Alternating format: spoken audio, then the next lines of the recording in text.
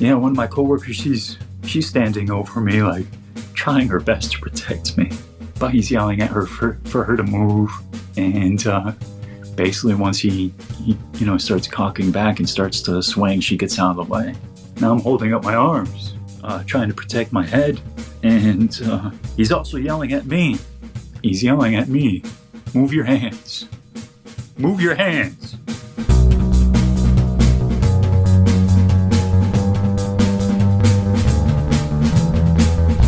Hello, welcome to another episode of Bunny Hugs and Mental Health, a free safe space for people to share and learn from others' experiences with mental health and addictions. I'm Todd Ruddabaum, suicide attempt survivor and a recovering substance abuser. Welcome to part 2 of John Romano's I'm a School Shooter.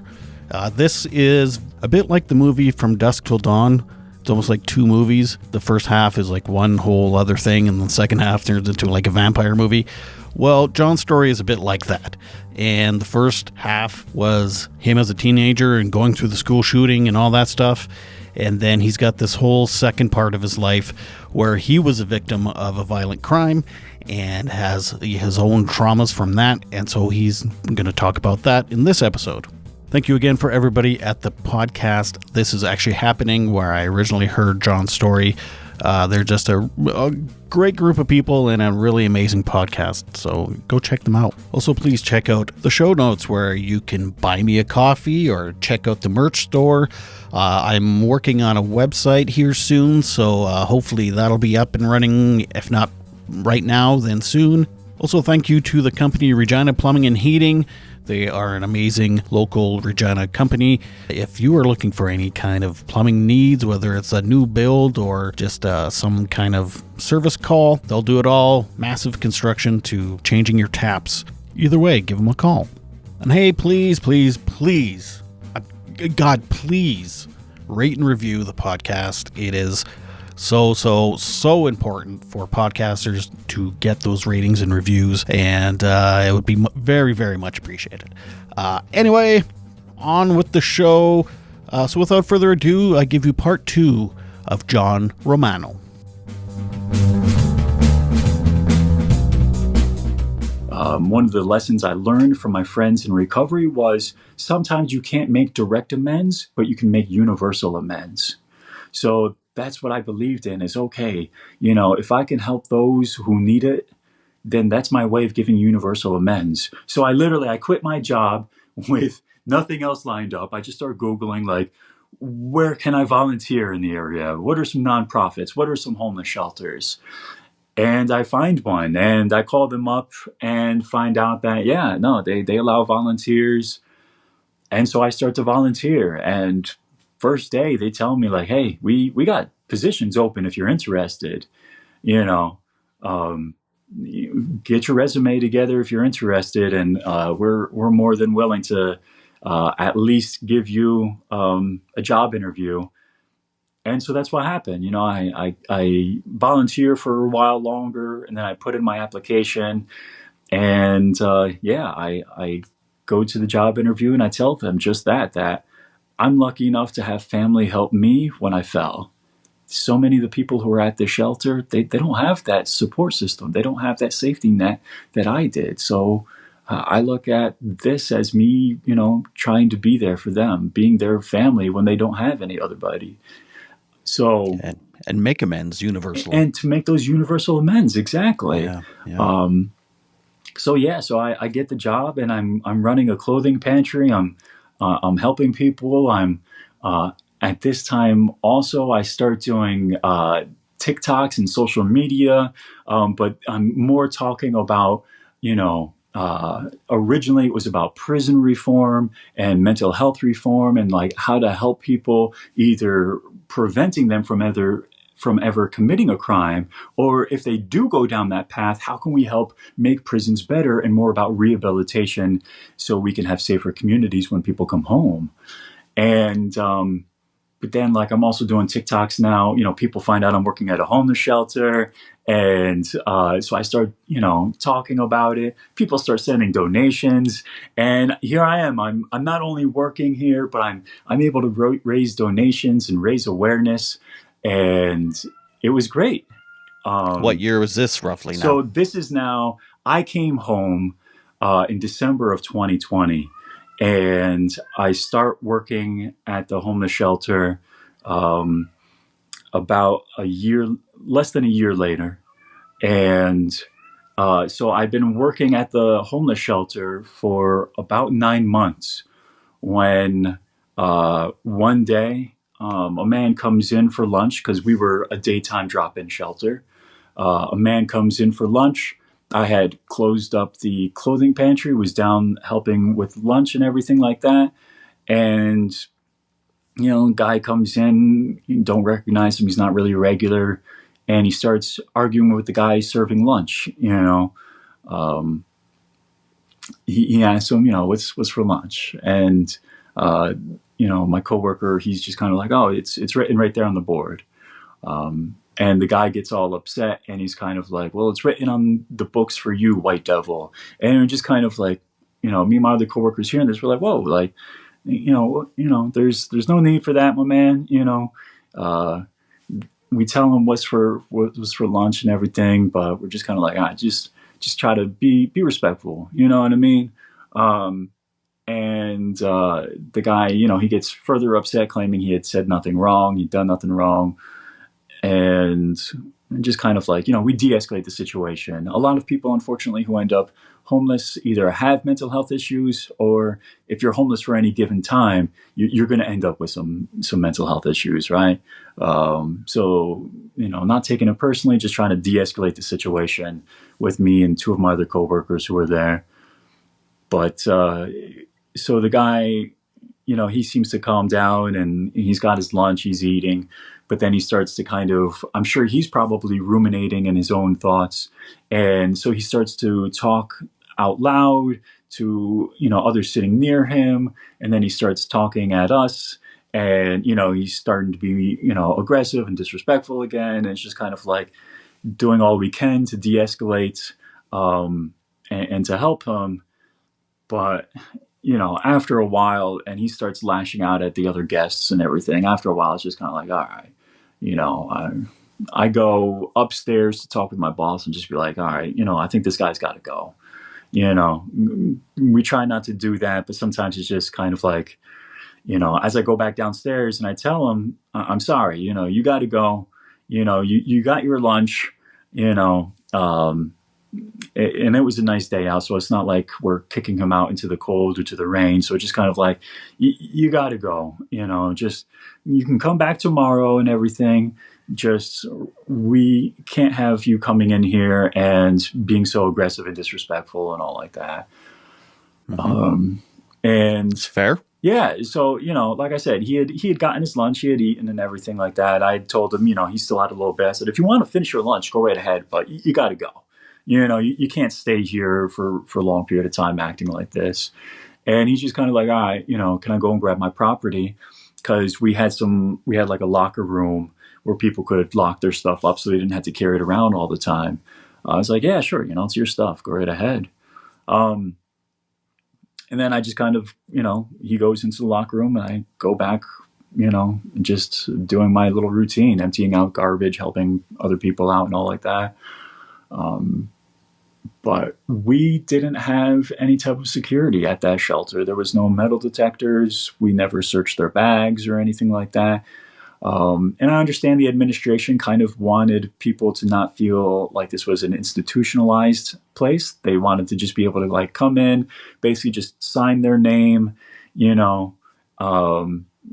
request a couple things and get the services they need, without the metal detectors and bag checks and all like that. But unfortunately, this man had swords in his locker. So none of us know that, obviously. I'm sitting at a table with two of my other coworkers. Some of the guests, they're hanging out, talking with us at the table. And my boss comes down and he's just kind of like, hey, where's that guy at? We're like, oh, he's over in the locker room. And then a minute or so later, my boss starts screaming, watch out. So now here I am becoming the victim. Because I look up, just as those students had. You never expect to see this. Somebody coming at me, and, I black out. I remember seeing him coming towards me, and I see there's something in his hands, but it doesn't register what it is. And I black out. I don't remember getting up and running. I remember going up the stairs because, like the cafeteria area was kind of like in the basement area. So I'm running up the stairs, and I remember falling up the stairs because he had caught up to me, and he's swinging the sword, hitting me in the back.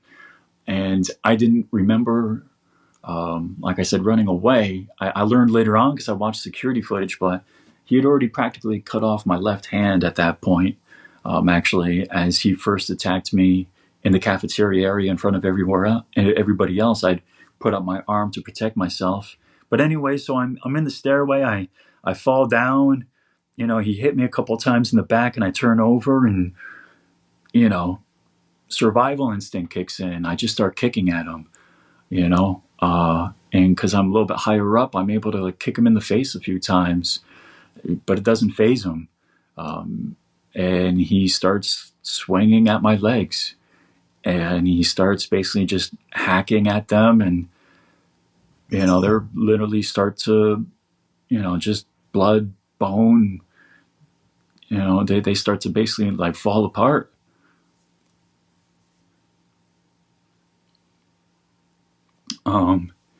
And it all blurs together. I remember seeing my coworkers behind him yelling and screaming,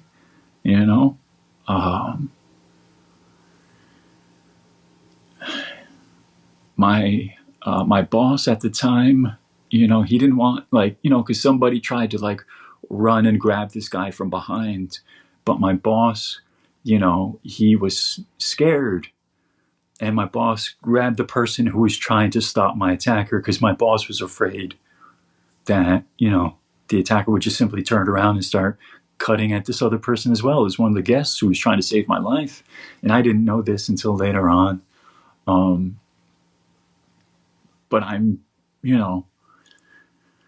lying there, and again, it all blurs together, but he actually stops because I keep holding up my legs and I keep kicking at him, even as, he's chopping away at them. So he gets frustrated, and he actually stops and turns around and walks away. And we find out that he goes back to the locker room area to grab, a second sword that he had.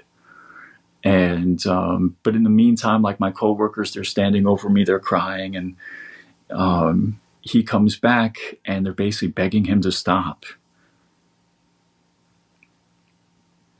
And one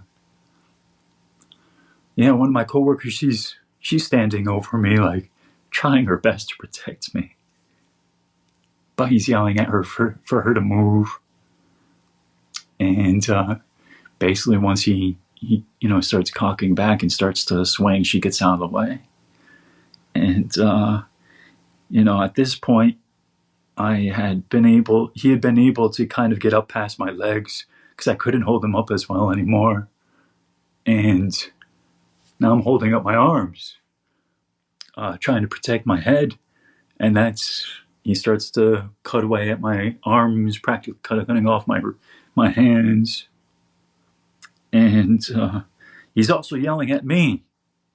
I remember that very vividly. He's yelling at me, "Move your hands. Move your hands." And I didn't.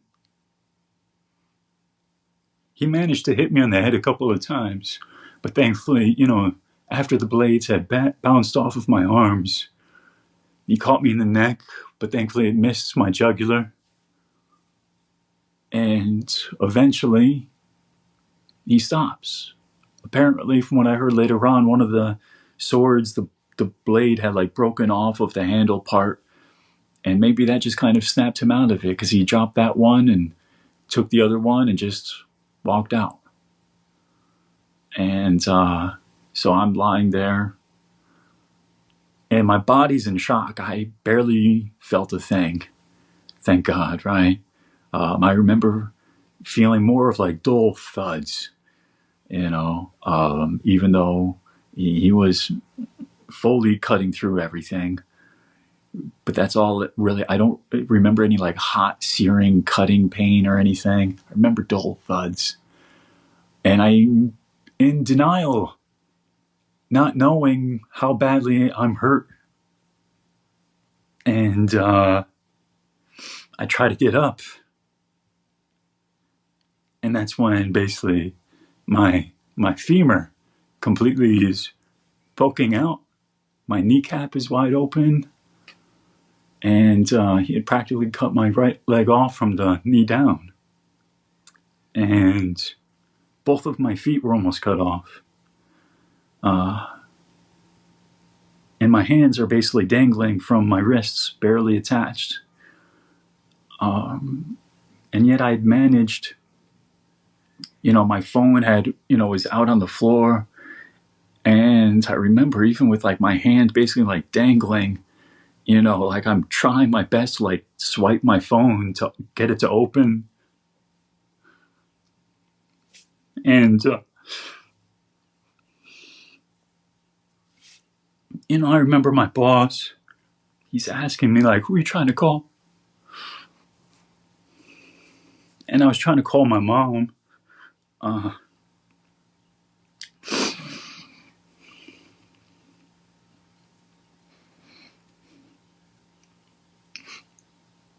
So he takes out his phone and he's like, what's her number? And I'm still awake as I'm bleeding to death, basically.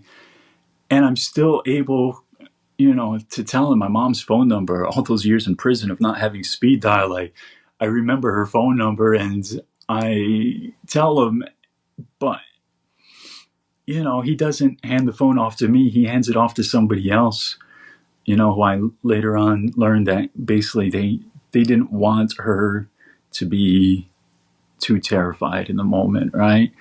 They basically told her, your son's been in an accident, you need to go to the hospital. But at this point, I've accepted death. And I remember that one coworker of mine who was standing over me, trying to protect me. Now she's just crying, saying, I'm sorry, I'm sorry, I'm sorry. And I'm telling her, it's okay. It's going to be okay. Not because I believed that I was going to survive or that everything was going to be okay, but because I accepted my death. And I wanted her to know that it was okay.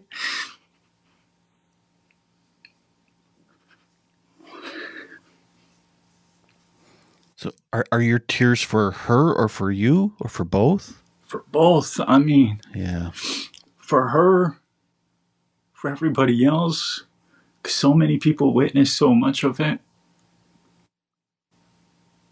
And, like more than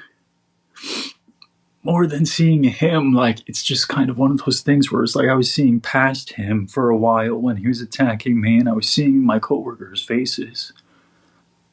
People who had been willing to hire me, they knew my past, they didn't care. They got to know me while I was volunteering, and they were willing to give me a chance. And they supported me and helped me and did everything they could for me while I was working there. And I grew close to so many of them, and then just seeing their faces in absolute horror. And again, I know it's just my life come full circle. So it's this beautiful, humbling situation you're in. Yeah. And then to then feel so much empathy and compassion for those people that showed you empathy and compassion. Yeah. I mean, was, because like I said, for a long time when I was in prison, before, I had so much self-doubt. I never thought that anybody would ever really give me a chance. I remember thinking to myself, why am I going to therapy? Why am I opening up? There were times where I was thinking like that because I was like, So what? As soon as I get out, nobody's going to care. I've already done this God forbidden thing. Nobody's going to care what I've done in prison to turn my life around. Nobody's going to want me around. Nobody's going to want me to have a life out here. But so many people did, especially them. And yeah, I mean, they did all they could. As I'm lying there and I'm trying to say it's going to be okay, but then I finally just tell them, like, okay, just I remember telling them, put pressure on this. Because again, I think I kept being even though I was accepting my death, I was also like a little bit of denial about just how bad things were. So I was just telling them, just put pressure on it. Just put pressure on it. And so my one coworker, she went and grabbed up a whole bunch of towels and just kind of did her best to wrap me up. And, you know, the police showed up and the first officer comes in and, he's obviously in shock seeing me, especially as he peels back the towels. And thankfully he's able to run out and EMS is right behind him. He's yelling for him and, they get the tourniquets on me and they're questioning me, just basically like trying to keep me awake. What's your name? How long you been working here? What do you do here? Where do you live? But they're asking me all this and they're saying, like, stay awake, John, stay awake. You're going to be okay. The ambulance is almost here. We're going to get you out of here. You're going to be, so they're asking me all these questions, trying to get me to stay awake, which I do.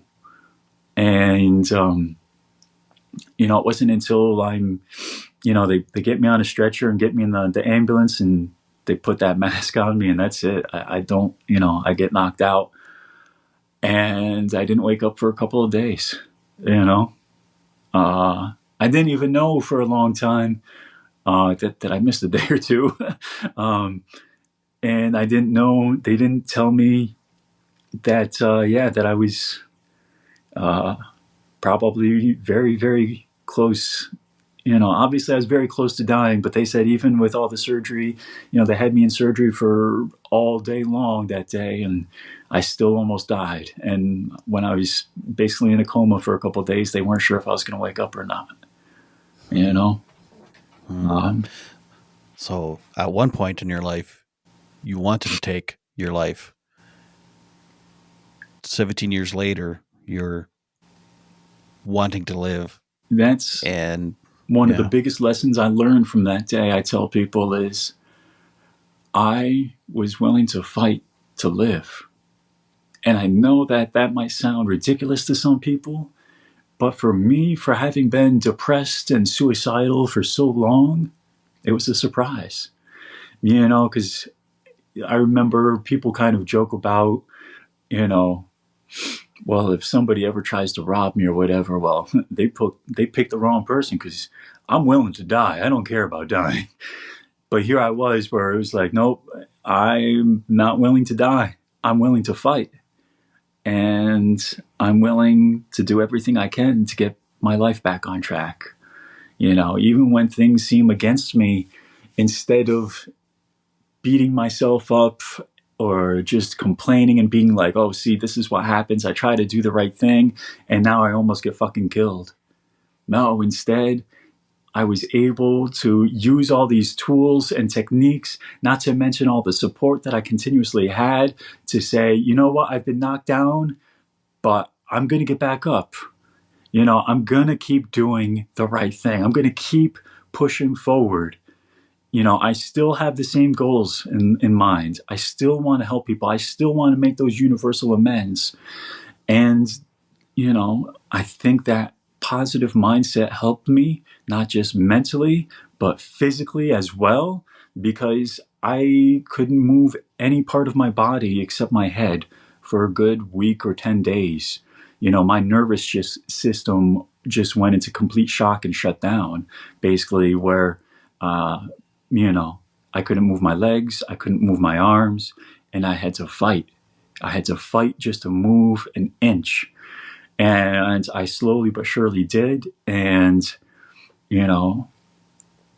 I kept going, and I kept being as positive as I could be, and I kept trying to be as open as I could be. And, as family, friends, coworkers, and people were coming to visit me, and, you know, people asked, was I mad at my coworkers for not doing something more? No, I couldn't have been happier to have seen them when they came to see me. And, because it was healing for them to see me not only alive, but to talk with me. And I was happy to be able to do that for them. You know, I was happy to be able to do that. Actually, that first cop on the scene who helped save my life, he came and visited me, and he still keeps in touch. It's been a year and a half. He still keeps in touch, but he was visiting me because he didn't know who I was at the time. But then, as the news comes out and he hears all about me, and he wanted to come and visit me and tell me, I know about your past now, and I don't care. You know, I've had my own mental health struggles, and I see that you're trying to do the right thing now, and I hope that you do. Thank you so much to the Canadian Centre for Addictions for sponsoring this episode. If you or a loved one are struggling with addictions, please go to the link in the show notes, or you can call 1-855-971-0515. Canadian Centre for Addictions is a private addiction care that's tailored to your needs.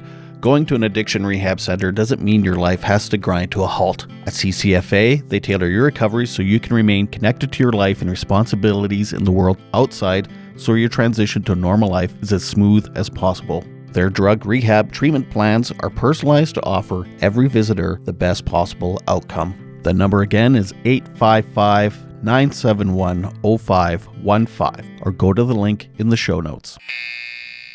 Bunny Hugs and Mental Health is supported by Co-op. I've been a member of my local co-op, Sherwood Co-op, for about 20 years.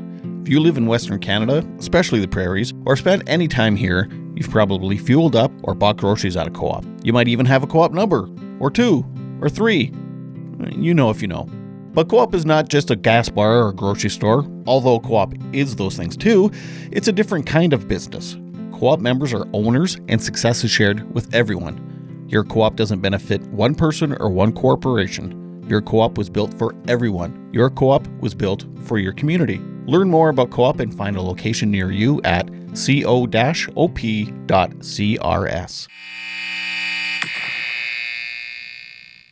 I was able to reach out, and again, I'd been on social media a bit at that time. I had a pretty good sized following, and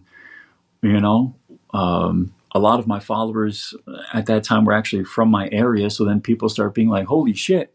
He's in the hospital. He's in the ICU. He almost got killed, and so then I start making videos from the hospital bed and sharing my recovery and sharing this new part of my journey in life, and letting people know that, what, it doesn't matter if life knocks you down, you can get back up. I'm fighting to get back up, physically and spiritually. And so can you.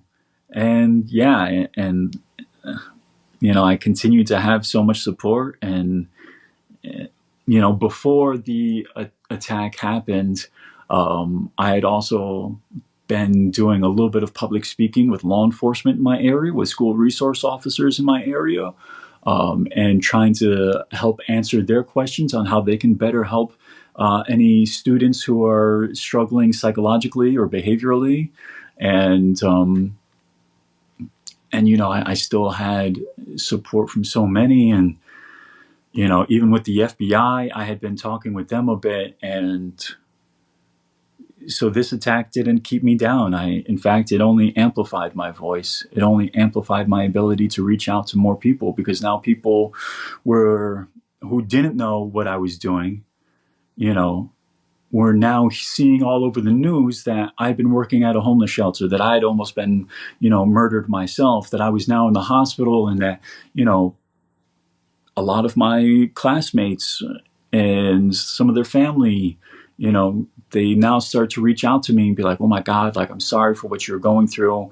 I'm happy to hear that you've gotten your life back on track and that you're trying to help people. And I hope you don't let this keep you down. I hope that you keep going forward. And, yeah, man. Must be extremely humbling. Yeah. So, and it was a way for me also to feel connected and to feel more support from people from my hospital bed, because here I am for a while unable to really move. Thankfully my family gets me, a stand for my phone, and I'm able to learn how to use the voice controls, on the accessibility. So I'm able to control my phone with just my voice, and I'm able to like go live on TikTok and connect with people, and now I'm opening up more and more about my, what I'm going through at the moment, but about my past, and more people were now like reaching out to me and opening up about their own situations. And yeah, it just became this way of like, I guess people either thought that I got what I deserved and they were no longer as angry with me, or people were saying, hey, this happened to him while he was already doing the right thing, you know.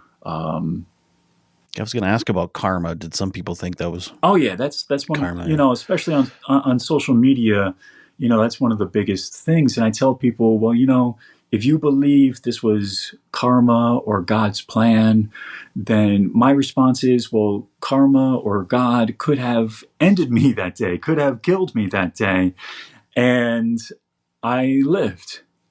So then I'd say I'm here for a reason, you know? Yeah, my hands no longer work, right? It's a year and a half later now. My hands, they don't really do much. It's a miracle that they do anything at all. But because I can't work with my hands anymore, I have to use my voice. So I'm able now to connect with people and talk with people with just my voice and sharing my story. And, even in the And you've past, got a great voice, by the way. I've heard that before. Thank you. People say like, "Oh man, you got a voice for radio," or that I should do meditation or like videos to help people sleep. Yeah. But also, I mean, even in the past 6 months, um, I've gotten more and more attention on social media. There's been a lot of backlash, but at the same time, there's also been a lot more love coming my way as well. And I've had a lot more like high profile people reaching out to me, including one woman. Her name is Scarlett Lewis, and she lost her son in Sandy Hook Elementary School. Her son Jesse was 6 years old when he was murdered that day. And she reached out to me a few months back, and she's shared her story with me, and we had some great conversations. And she said, I love the fact that you're trying to help out. You're trying to be a part of the solution. And she loved the fact that I forgave the man who almost killed me. I fought against him he was facing 25 to life. I did not want him to have a life sentence. I've been through the prison system. I believe that life should be more for those who have actually ended the lives of others. That's just my personal belief. And I was able to, stand up for him in that way. And so instead, he ended up pleading guilty to just a 25-year sentence, of which he'll serve about 21 years, with good time, as long as he stays out of trouble and, does some programming. But yeah, I forgave him, and I went and told him that when he was sentenced, that I've been where you are, and I've been to the prisons you're going to go to, and I know how rough it is, but I hope you surround yourself with people who are trying to get their lives on track, and I hope you get your life on track as well. My life is never going to be the same, but I'm not going to hold on to the anger anymore. I know what life is like when you hold on to anger. And I quoted I think it's a quote from the Buddha, or maybe it's just one of those many quotes that are misquoted from the Buddha. But I told him, to hold on to anger is like drinking poison and expecting the other person to suffer. It's not the way it works. So I'm not going to hold on to that anger towards you. And so this woman, Scarlett, who had lost her son in Sandy Hook, she said that that's the main thing that she really, was connecting with, because she had forgiven the man who murdered her son. And she wanted, ever since then, she's been working on how can we figure out why these massacres and tragedies keep happening and how can we prevent them. And she even started up her own nonprofit called the Choose Love Movement. And, she was basically telling me, like, I want you to help us out. I want you to do what you can, talking with us, working with other people, talking with other people, and She's got a great podcast called Choose Love too. Right? She does. She has a podcast, and her and I, we did an interview that went kind of long, like this one, but even longer. And we ended up doing 3 episodes together. I have a pretty intense story, and so I'm sorry if I'm talking too much at times. No. I mean, your story is so, I don't know, it's just so fascinating that, I mean, and your voice is so soothing. You could. Well, I'm sorry if I'm putting any of your listeners to sleep. No, I think you're captivating them actually with your. Yeah, thank you. I appreciate that you can have a sense of humor, because even in dark times, I tell people, humor has gotten me through a lot as well. As we go through these dark times, we have to kind of laugh about it sometimes. And that's helped me through a lot of this. Even when I was in the hospital, one of the first things I said when I woke up, and they told me that, you're going to be okay, but we reattached, your hands, but you might lose one of your hands still. And my response was, can you guys turn the left one? Well, no, I said, can you turn me into RoboCop? So that's just kind of, sometimes you got to laugh about things, or drop it, creep. Yeah.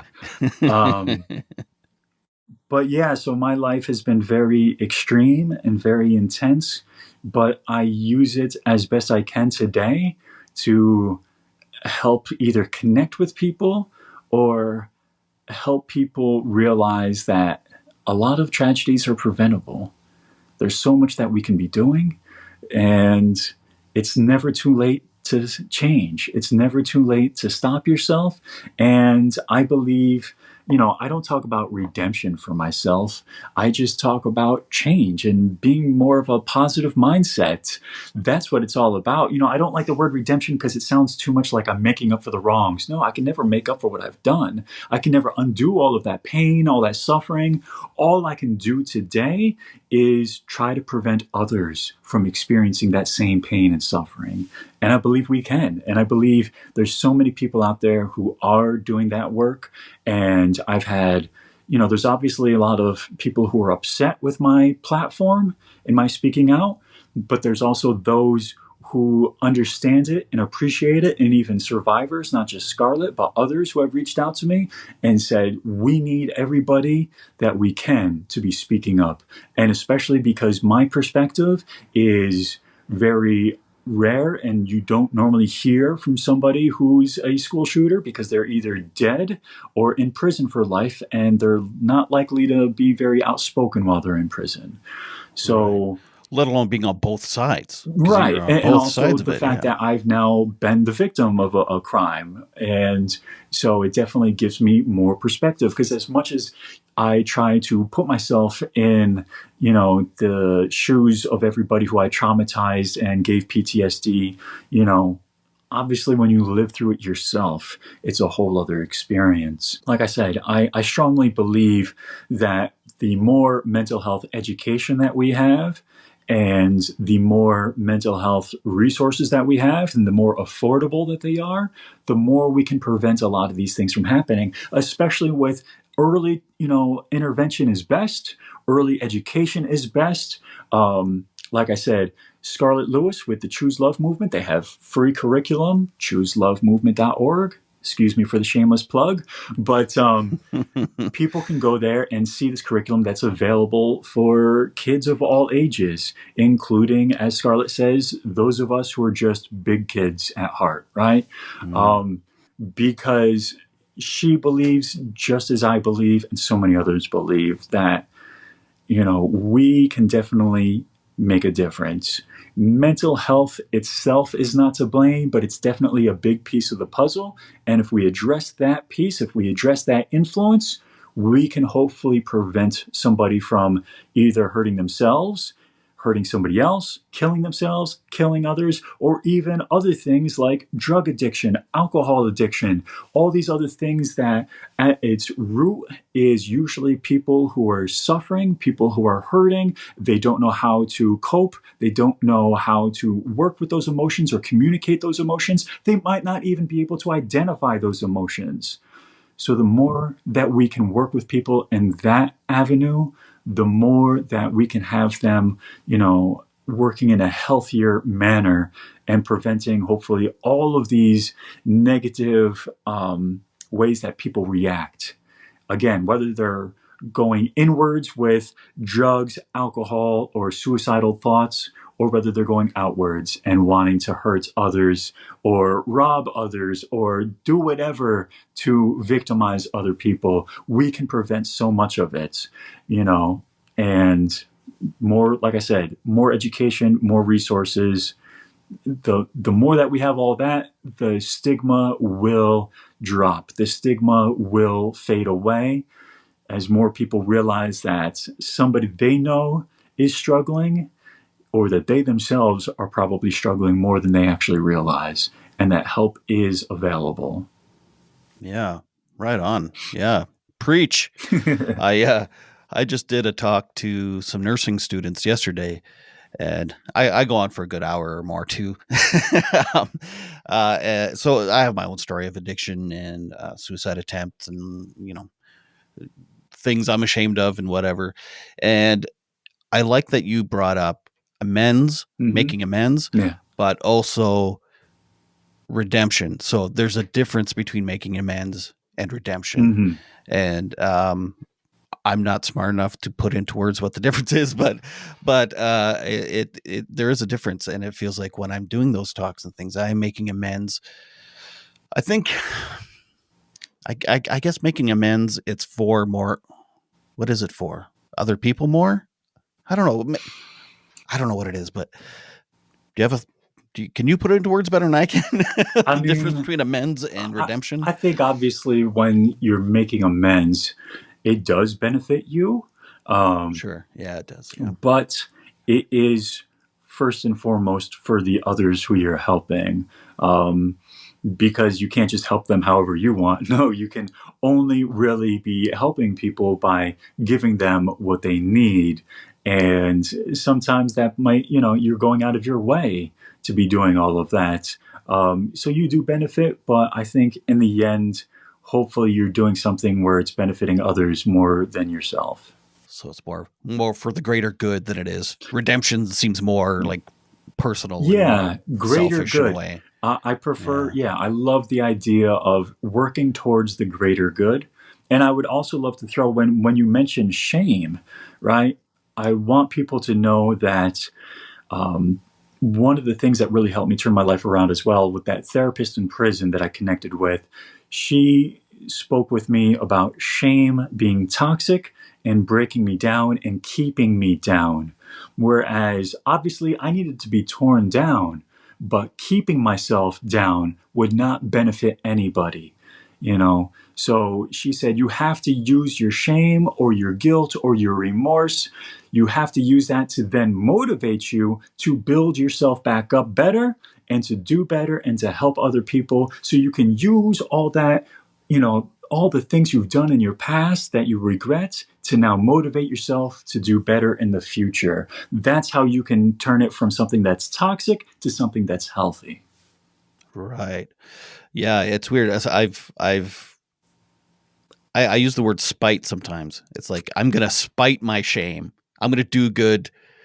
It's just like I'm gonna do good out of spite, which sounds the opposite. It's usually when you think of spite, you're going to go do something negative. Right. But yeah, it can be. Yeah, it's like I spite my shame so much. I'm gonna do good. Take that, shame. Well, well, I'll tell you one of the things my mom actually told me when I was in county jail and I was being sentenced to 20 years. Um, and obviously, there was a lot of hate and anger because there was so much hurt and pain, so much hate and anger was directed towards me that my mom told me the best revenge you can have is by proving them wrong. So all those people who say you're a monster, all those people who say you'll never amount to anything, including myself, prove them wrong. That's the best revenge you can have. And that's kind of like what you're saying is almost, you're almost spiting people by doing good, right?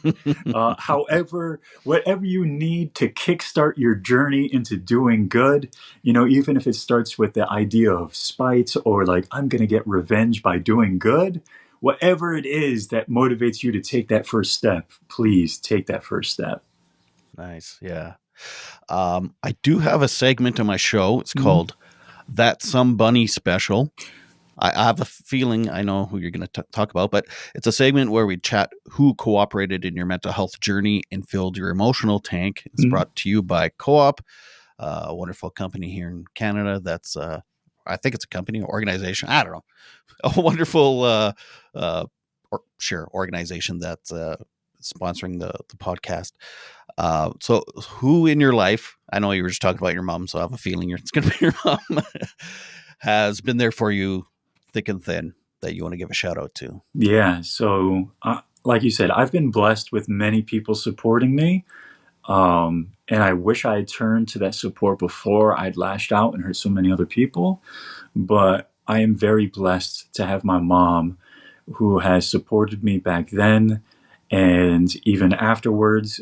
As angry as she was with me, she was there for me. And when I was weak, when I wanted to give up in prison, when I felt like I'm damned if I do, damned if I don't, so I might as well not bother trying, she was the one who was strong and kept pushing for me. And, so I also, I do a lot of this for her as well, in a way, because I've done a lot for her to be ashamed of. Now I want to do a lot for her to be proud of as well. Mm-hmm. And I imagine she must have some guilt bringing the gun home and stuff, and not that, it's just, none. Yeah. She had, yeah, So, it's so my unreasonable guilt, maybe. Right. Well, my mom definitely has a lot of guilt about what I had done, where she feels, you know what, there was other people who were supposed to help out, but she's like the last line of defense, right? She, used the metaphor that she's the goalie.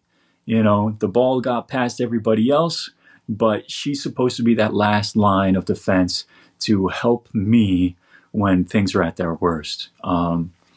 But I've told her many times that unfortunately, I think it was just, you know, there was too much for her that she couldn't understand everything. So she turned to other people, and it was just this perfect storm where things slipped through the cracks, came together, and obviously I could have done more myself. But yeah, my mom, she does have a lot weighing on her. But I now speak with a lot of other parents who have kids who are struggling, who are showing a lot of behavioral or deep psychological issues. And, so I actually just the other day was having a video chat with a mom whose, son is very young and has already made threats of, stabbing other students. And so I'm trying to impart the lessons learned in my life and some of the things that my mom has told me that she wishes she had done differently, and I shared that with this woman and with so many others, because it's just a matter of, what, you got to turn to other people for that help, but when your gut tells you something, go with your gut as well. Because my mom, she at first was She like, knew. she was like, no, Yeah, yeah. more time is needed. But then when my therapist and psychiatrist said, no, you have your son back, that's when she ignored what her gut was telling her. And, you know, but we do what we can now to help others and prevent others from going through with anything like this, and hopefully preventing other tragedies as well, because they definitely are preventable. And I tell people as well, if you are ever in that dark mindset yourself, where you're having these thoughts, where you're thinking about hurting other people, it's not going to go the way you think. And I don't just mean the shooting or whatever you have planned. I mean the actual emotion behind it. You're not going to get any sense of power and control that gives you relief or satisfaction. You're only going to be left with shame. And even if you plan on ending your own life, you're going to end your life with that feeling of regret and shame. You can turn your life around. You can do better. Please find somebody who you feel comfortable with and open up with them. Let everything out. If I could tell my 16-year-old self one thing, it would be to be more open, honest, and vulnerable. Don't hold back. You have to open up all the way. That's the only way I turned my life around, was unfortunately after I'd done everything and hurt everybody. And when I was in prison, I finally opened up fully and talked about everything. And that's when I was able to turn my life around. And I believe other people can do so without hurting anybody, without even hurting themselves. I just as well as you, I'm sure, as you speak about your own struggles, I at many times never thought I would get out of the abyss. I thought that I was stuck and that my life would never have light, meaning, and purpose again. And yet here I am. I'm doing well. It wasn't easy, but I managed to pull myself out with the help of others. And even if people don't feel like they have others that they can turn to, trust me, there's plenty of us out here who you can turn to. I have plenty of people reach out to me through social media, and I have a lot of great in-depth conversations with people. People can always reach out to me on social media. And not to mention, I'm doing everything I can to raise more resources so that everybody has more, people to turn to. Whether it's here in the States, we have now the suicide hotline. You can simply just dial 988 instead of having to remember a long number. Do you guys have that in Canada as well? It just recently became nationwide. It wasn't only in certain areas, but I think it was like maybe 6 weeks ago or something. So great, yeah. 988. So even as having that suicide hotline be as simple as 988, and I believe you can not just call, but you can text. At least here where I am, I believe you're able to just text. So even if you can't muster up the courage to say something out loud, it might be easier just to text it to somebody. So there's people at this hotline and others who you can text to if that's all you're able to do, and they'll text back and they'll help you out. Help is possible. Change is possible. It's never too late. Like I said, even when I was in that school at 16 years old, when I was sitting in that bathroom and I felt like it was too late, that I was at the point of no return, no, I could have gotten the help. I could have walked out of there. I could have stopped myself. So I want everybody else to know it's never too late to stop yourself.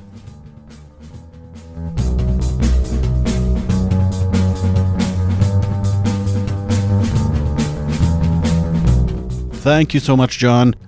Since having his first episode come out, there's been a few people not like that I gave him a platform, which is, I get it, but also, he's a reformed dude who's doing nothing but good. So why would I not give him a platform? But anyway, hey, would you like to have me speak at an event? Please check me out at bunnyhugspodcast@gmail.com, and I can speak at your school, your corporate event, whatever you want. I can be there in person, or I can do it virtually. And just please give me an email and we'll get the ball rolling. Thank you so much for Sticks and Doodles for making this wonderful sign that sits behind me. You can check them out at Sticks and Doodles on Instagram. Thank you to Co-op and for the Canadian Center for Addictions. You can check them out in the show notes as well. And thank you for listening. Thank you for checking this out. And please, again, share, like, rate, review, all that fun stuff.